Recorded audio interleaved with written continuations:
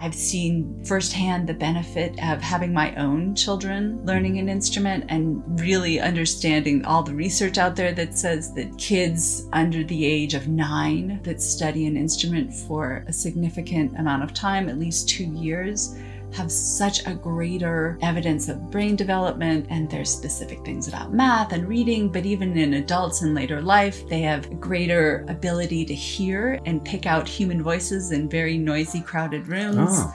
One life, one passion, one focus. You're listening to the On the One podcast. I'm your host, Phil Donaldson.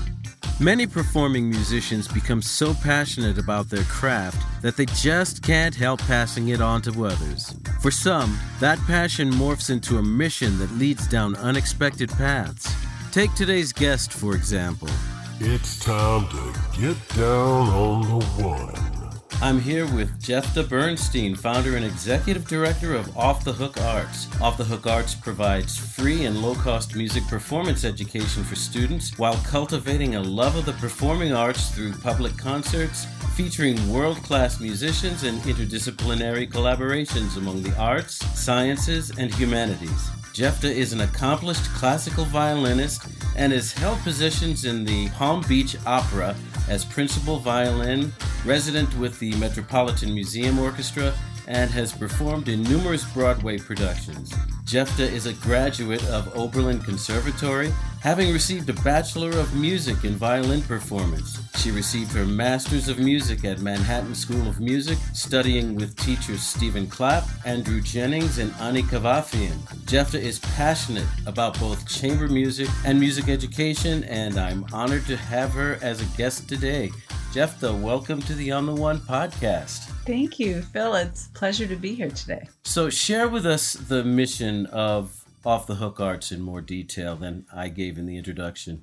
Primarily, we have 2 programs that make up Off the Hook Arts. We have our festival programs and we have our academy programs. And the festivals, Summerfest and Winterfest, bring together, as you said, the arts and sciences in these very unique collaborations. And the funds that we raise during those festivals are used to produce our education programs or our academy. And the academy has grown to include our Chamber Music Academy, as well as our upcoming new program, our Meadowlark Music Program, which will start in the fall. Now, what will that entail? It'll provide free lesson instruction for low-income students and as well as instruments.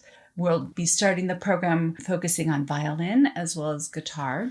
And then we continue with a number of academy programs during the summer, during our 4-week summer music festival. We have a summer camp that's 5 days. We work with students who play string instruments already and those who don't. We're just exposing them to the music and the arts and theater. We also do STEAM events during the summer, collaborating with programs from CSU and other organizations in the community. We do art classes. Every summer, there's a new aspect that comes into that programming. That's quite a lot. We're at that growth stage where we're having a lot of fun as to how creative we can be with our education programs and kind of feeling the stretch of how much we're capable of putting on and producing, but it's the best challenge. So what was your inspiration for starting Off the Hook Arts? So I moved to Fort Collins, back home, from Austin, Texas. So you were born here in Fort Collins? I actually wasn't. I was born in Chicago. Oh, okay. Then went and lived until I was about 7 in Princeton, New Jersey, when my father was on faculty at the university. And we moved here. Both my parents were on faculty at CSU. I lived in Austin for 6 years before I moved back here. And there was an education program that I was asked to step in and direct while I lived there. It was kind of an interesting story. It's called CHANCE, Chamber Music in Public Schools. It was the education arm of a chamber music home concert series, salon concerts. My son's piano teacher, Catherine Michelle, had started this concert series, salon concerts. And her husband had started the education program, CHAMPS. They needed someone to take that program over when he developed Alzheimer's. So I had taken the program in a little bit different direction than it had originally been. It was in the public schools. The Austin public school system is very supportive of music education. They let private teachers come into the schools. It's kind of a different environment than we have here in Fort Collins. I started to take the chamber music program into lower income schools, working with students who wouldn't otherwise have that kind of intense one-on-one mentoring with professional musicians, and realized that I just absolutely loved doing that kind of program. I'd never had that experience. I'd never fundraised before, and I just loved it. And so when we moved here, I put feelers out to see if it would be something of interest to do that type of program here. When I started the pilot for the program before we got our nonprofit status, it seemed like it would kind of work in the public schools, but in the long run, it was a harder program to continue running in the school district here. They're a little bit more guarded. They're a little careful about programs coming into the schools. That's when I decided to start the Chamber Music Academy as part of Off the Hook Arts. Now, where does the name Off the Hook Arts come from? Where did you get that? When I started this idea of starting the education program, I sat down with a friend of mine who was the viola professor at UNC.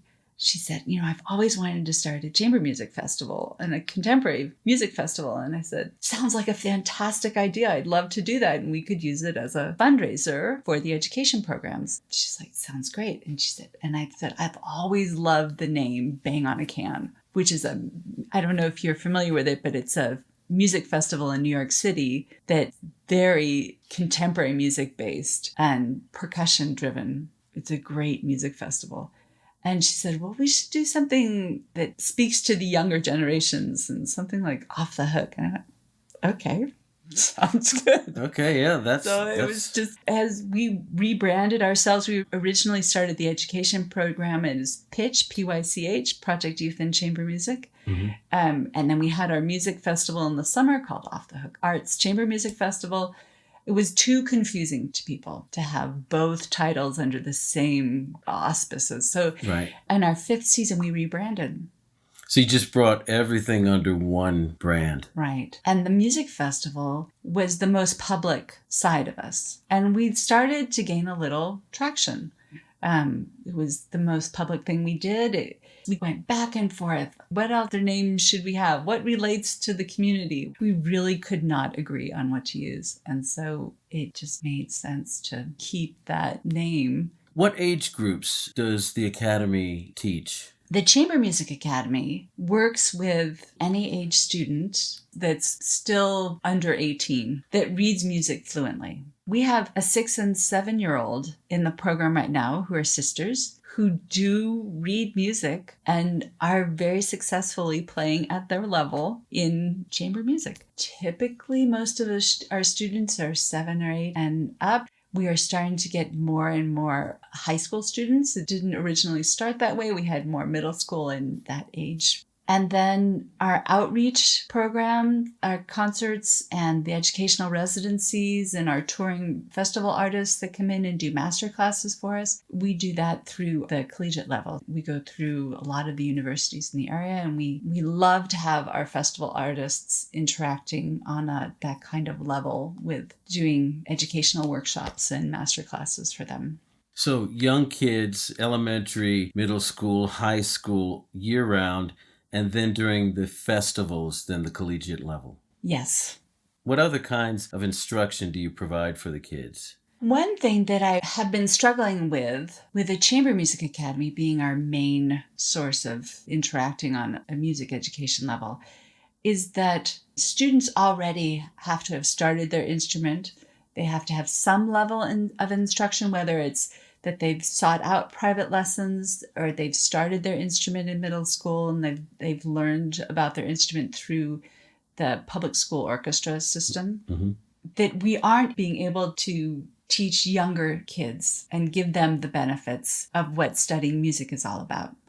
I would love to have a chance to work with 5 and 6-year-olds 1st through 5th grade, actually teaching them how to play their instrument. I still teach privately. I'm I love interacting with kids through music. I've seen firsthand the benefit of having my own children learning an instrument and really understanding all the research out there that says that kids under the age of 9 that study an instrument for a significant amount of time, at least 2 years, have such a greater evidence of brain development. It opens up new pathways in the brain, yeah. And there's specific things about math and reading, but even in adults in later life, they have a greater ability to hear and pick out human voices in very noisy, crowded rooms. Oh.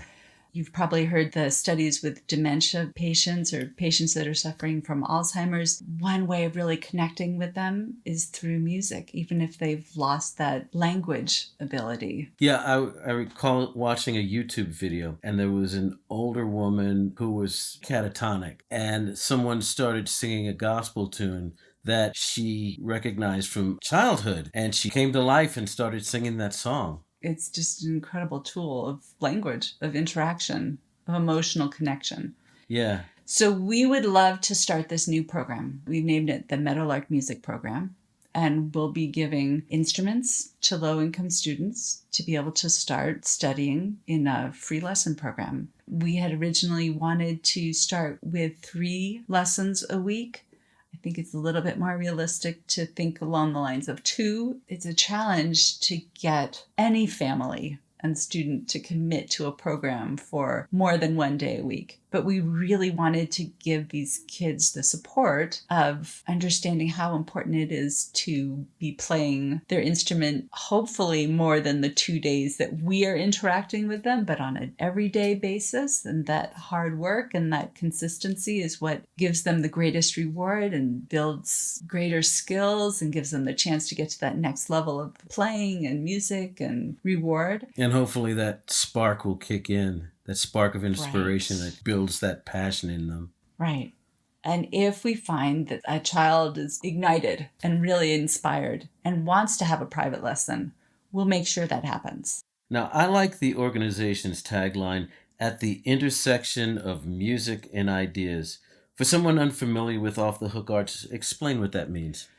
So the festivals, we always have a theme. Every year it changes. This year is perception, deception, illusion, confusion. We like to bring in these conversations that combine a science topic. So this year it's cognitive psychology and how we perceive the world, how optical illusion is so deceptive, what happens with our brains, what is that element, and how does it get reflected in music and visual art. So our artistic director, Bruce Adolph, is just a champion of bringing these kind of complex ideas together. He's the resident composer at the Brain and Creativity Institute in Los Angeles. We'll be bringing out some of those neuroscientists as part of our involved scientists, presenters, and speakers this summer. And we'll be collaborating with CSU's psychology department in an international cognitive psychology conference, talking about memory and deja vu and why do we perceive the world so differently? Why we're such horrible eyewitnesses? How do we learn and how do we remember things? If there's anyone who can bring those topics together, it's Bruce. He's the most compelling individual in front of an audience. He's a well of information and personality and intelligence and humanity all wrapped up in one, with just a huge wealth of knowledge in so many different areas, and especially music. I actually spoke to someone after one of the events last year and asked them what they thought of the combination of music and science in these events. And he said, "I enjoy the music and I walk away feeling much smarter." So I thought that was great. Yeah. I thought that was a good testimony. Yeah. We love adding to the whole cultural conversation that happens here in the community. One of our lecturers last summer, we have our Viewpoint series, our Dynamic series, our Concert series. One of our Viewpoint presenters was talking about our theme for last summer and putting a human face through art and combining that with a challenging topic from science. last year we talked about climate change, and it just gives people a positive outlook on our different viewpoints, not only from the United States, but different countries and different backgrounds, economics and atmospheric science and visual art. And it really left people feeling like there's positive change, and it brings discussion. Mm-hmm. It brings a deeper way of thinking about what they're experiencing for that evening. And I think it makes the music more relevant, and it makes the topic more interesting. And it's growing our audience in a really compelling way. I didn't know half of the audience that we had for Winterfest this year. Completely new faces. I met so many new people, and they're not of the same age. The word is getting out then. And people are coming for different reasons. Maybe they want to hear, how does this scientific topic connect to music? What is the relationship?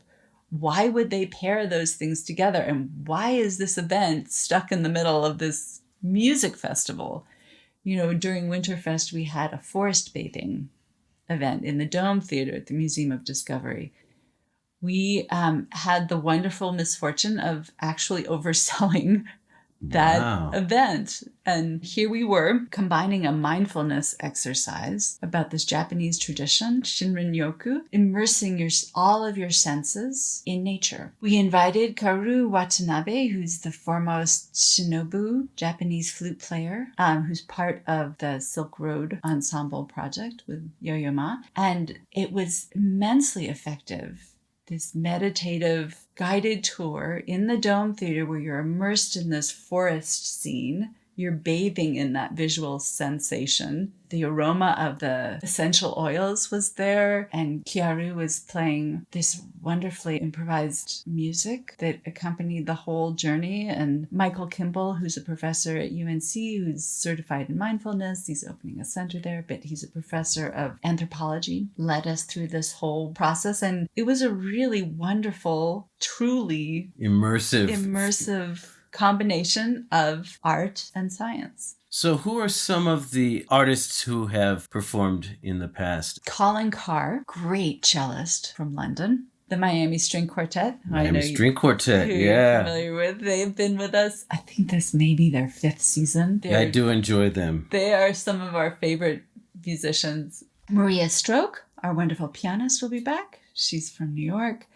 Deborah Marshall, she's one of our local musician favorites. She lives in Boulder. She had a huge career in Europe. We have a lot of new artists that are here this summer. Carlo Grante is coming from Italy. Fantastic pianist. He premiered Bruce's work, Chopin Dreams. He premiered it at Lincoln Center in New York. To rave reviews. Zach Brock, our Grammy-winning jazz violinist. He'll be here performing with jazz great Art Landy, who's a pianist. He's been living in Boulder for a number of years. Very well-known jazz musician. And Summerfest 2019 takes place from June 17th through July 12th. And if people want to learn more, they go to offthehookarts.org. Now, you started off as a performing artist, as a violinist. Right. And so this whole education thing seemed to have come out of the blue, because I'm sure you were expecting to be a full-time performing violinist. Yes. But as I became a parent, there's just another level of understanding of the impact that music can make in a child's life. Cultivating arts appreciators and being upset at watching the arts disappear from our daily lives and from the culture in this country in general. If you don't start with your children, if people don't show that value as being just as important as learning how to read and learning how to do math, appreciating the beauty around you and understanding empathy for another person, all of that is taught through being a creative person. I don't know what I'd do without music in my life. I just don't. I don't either. Probably be nuts, but... So what advice would you give musicians who are just starting out or coming back to music? Experience as many aspects of music as possible, and don't turn down any opportunity. You don't know where opportunities are going to take you. You don't know what will have a lasting impact or inspiration. And I don't think it's ever too late to go back. To go back to music. To go back to music. And it's not too late to start either. I've started a number of people in their 60s, and they found it immensely rewarding and fun and frustrating and creative and compelling and would never want to let it go. Because I don't think that there's any age that shouldn't be able to have that kind of interaction. I would love to get some adults in their 20s who have graduated from college, aren't playing professionally, don't want to let go of their love for music. I know my son is just about to head off to college. We're looking at schools that still have music programs, and he's worried about, what are those next steps? He knows he doesn't want to major in music. He's got so many other interests. But he doesn't want to let go of music either. He doesn't want to let go of it. He wants that outlet of being able to play. Good. It would be fantastic if we could serve that role for any age adult that wants to keep engaged with their instrument. So what advice would you give to parents of children just starting out in music? Don't let them quit. Find the right teacher. Make sure that you're taking them to live music performances. Inspire them by the arts around them. If it's not here, when you travel, engage them in the discovery of higher levels of expressing themselves through music or art or whatever their passion is. The consistency of just having it part of their daily lives. Consistency will develop so many skills and understanding for hard work, discipline, self-confidence. It's completely worth it. Actually, I have a not quitting story. My father told me that if I learned clarinet, then I'd be able to play saxophone and other woodwind instruments easily. So I took clarinet lessons, and it started to get really hard at one point. And I actually went to my teacher and said, I want to quit. And he said, no, you can't. And no, you don't. And no, you don't. And I continued on, and I became pretty good on the clarinet. But sometimes there's just this hump you have to get over with learning an instrument and with music. Once you reach that plateau, then things become easier until you work up to the next plateau. But that's the challenge of music as well. What part of life does not have those plateaus? Exactly. Just getting the experience that, but if I just keep going at it, I am going to master this. And I've done it in the past, and I can do it again. And I can do it again. What's your why for music? What got you excited about music? It just resonated in me. I just loved the whole activity of it. I loved the busyness of my fingers. I loved that repetitive feeling. I loved the vibration, the whole body experience, and it just spoke to me. My parents had classical music in the house all the time, and I always heard one violinist, and I just said, I want to play the violin, and I begged my mother to do it. And she started with me. And she did? She did. And good for her. Yeah. Who were some of your violin heroes or classical music heroes growing up? It's kind of cliche, but it's Zuck Perlman. I mean, that's why I started. I was in graduate school. I was living in New York City, and I knew that I lived in the same building that Perlman and his wife lived in. Wow. I was just in the elevator with him once, and I've never been so I just couldn't even look up. That was my one brush. You shared an elevator with him. Shared an elevator. That was it. My life is complete. I was completely humbled. There you go. But, I'd been thinking about him since I was 2, 3. He was the big inspiration. Okay. Well, Jephta Bernstein, thank you so much for joining us on the podcast. It's been such a pleasure talking to you. Thank you so much for having me on. As music and arts education are systematically removed from our schools, an avenue of crucial development is closed off to our young people. Studies have shown that music helps to enhance overall academic performance and can be a motivator for underperforming students. Many thanks to Jephta Bernstein and others who make it their mission to provide instruments and education to those who would otherwise be deprived of the developmental benefits that music provides. These are people who share their superpower to help empower others. To learn more about the mission of Off the Hook Arts, visit www.offthehookarts.org. If you're interested in learning more about Summerfest, go to offthehookarts.org/Summerfest. Thanks so much for listening to the On the One podcast. If you like what you've heard, please spread the word and tell your friends. You can subscribe to the podcast on the major podcast directories. I'm your host, Phil Donaldson, and as always, you can email me at phil@phildonaldson.com. Let me know what topics you're interested in for future episodes. Until next time, may you find your superpower, fuel your passion, and light it up.